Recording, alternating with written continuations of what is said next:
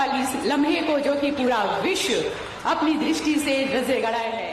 प्रधानमंत्री नरेंद्र मोदी ने आज यूपी के लोगों को बड़ी सौगात दी है। यहाँ पीएम ने कुशीनगर अंतर्राष्ट्रीय हवाई अड्डे का उद्घाटन किया।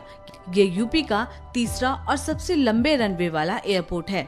आपको बता दें कि कुशीनगर एक अंतर्राष्ट्रीय बौद्ध तीर्थ स्थल है, जहाँ भगवान गौतम बुद्ध का महापरिनिर्वाण हुआ था।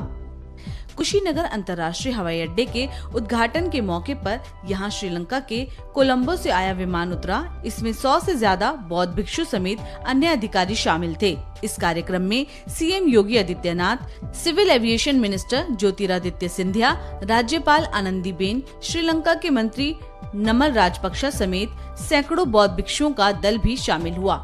इस मौके पर पीएम ने कहा कि भगवान बुद्ध से जुड़े स्थानों को विकसित करने के लिए बेहतर कनेक्टिविटी के लिए श्रद्धालुओं की सुविधाओं के निर्माण पर भारत द्वारा आज विशेष ध्यान दिया जा रहा है।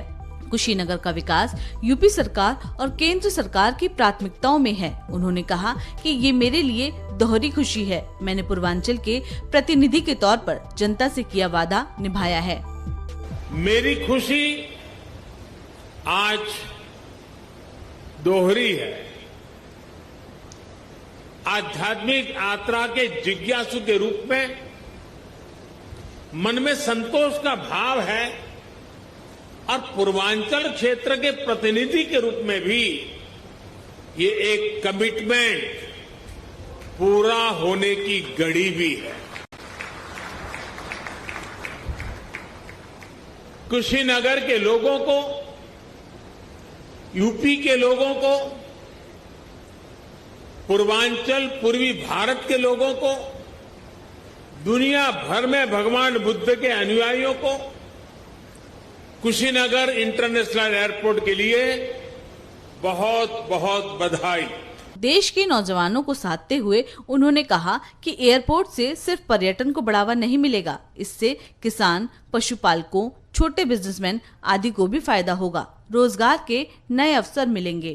किसान हो, पशुपालक हो, दुकानदार हो, श्रमिक हो, यहाँ के उद्यमी हो, सभी को इसका सीधा सीधा लाभ मिलता ही है। इससे व्यापार कारोबार का एक पूरा इकोसिस्टम यहाँ विकसित होगा। सबसे ज्यादा लाभ यहाँ के टूरिज्म को, ट्रैवल टैक्सी वालों को, होटल रेस्टोरेंट जैसे छोटे मोटे बिजनेस वालों को भी होने वाला है। इससे इस क्षेत्र के युवाओं के लिए रोजगार के भी अनेक नए अवसर बनेंगे। इस मौके पर उन्होंने एयर इंडिया के प्राइवेटाइजेशन की भी बात रखी। उन्होंने कहा, देश का एविएशन सेक्टर प्रोफेशनली चले, सुविधा और सुरक्षा को प्राथमिकता मिले, इसके लिए हाल में एयर इंडिया से जुड़ा बड़ा कदम देश ने उठाया है। ऐसा ही एक बड़ा रिफॉर्म डिफेंस एयर स्पेस को सिविल यूज के लिए खोलने से जुड़ा है।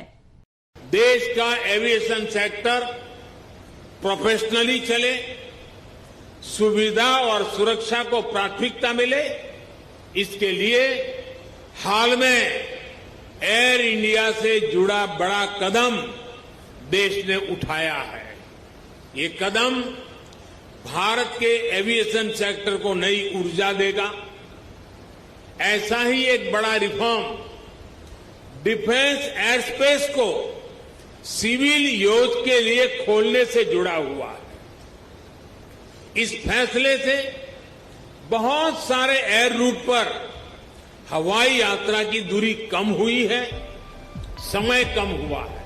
आपको बता दें कि केंद्र और राज्य सरकार के सहयोग से इस एयरपोर्ट को 260 करोड़ रुपए की लागत से तैयार किया गया है।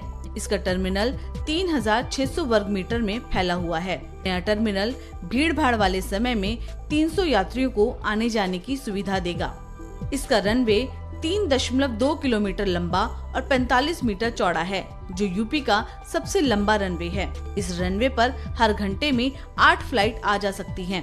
24 जून 2020 को इसे इंटरनेशनल एयरपोर्ट घोषित किया गया था। इस एयरपोर्ट से श्रीलंका, जापान, चीन, Taiwan, south Korea, Thailand, Singapore और वियतनाम जैसे दक्षिण एशियाई देशों के लिए डायरेक्ट फ्लाइट होगी। यहाँ आने वाले यात्री लुम्बिनी, बोध गया, सारनाथ और कुशीनगर की यात्रा कर सकते हैं। इसके साथ ही श्रावस्ती, कौशाम्बी, संकिशा, राजगीर और वैशाली की यात्रा भी कम समय में हो